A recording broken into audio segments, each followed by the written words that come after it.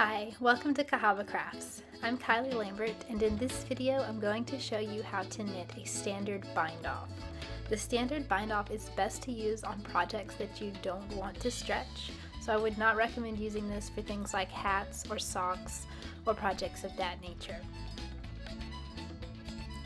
So once you've reached the end of your project, in order to bind off, the first thing we're going to do is 2 knit stitches.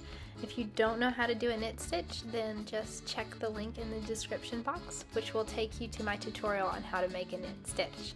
And then once you've learned that, come back here when you're ready. Once you've finished those 2 knit stitches and have them on your right hand needle, what we're going to do is take the left hand needle and slide it under the first stitch that you made on the right hand needle, just like this. We're going to tug on it a little bit to loosen that stitch up so that it will be easier to pull it over the second stitch that you made, and then over the end of the needle and off. And that is your first bind off stitch. So then what we're going to do is just repeat this to the end of the row until you only have 1 stitch left on your needle. So once you get to the end of your row down to your last stitch, you're going to knit that final stitch and then repeat the steps from earlier. You'll slip your left hand needle under the first stitch on your needle, loosen it up, and then slide it over the second stitch and off the end of the needle.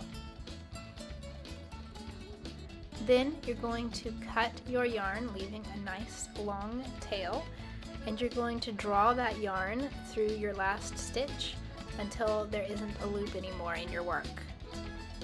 And that is how you finish your bind off. So now you'll have a nice bound edge here, and I would recommend that you use a yarn needle to run that tail back down through some of your stitches, maybe down the side right over here, and that will just help to make sure that it is more secure. Maybe you could tie a knot at the end or something like that to just make sure that your work isn't going to unravel later. And that is how you do a standard bind off for knitting. I hope you found this video helpful. If you did, please remember to give it a thumbs up and subscribe for future videos. Bye!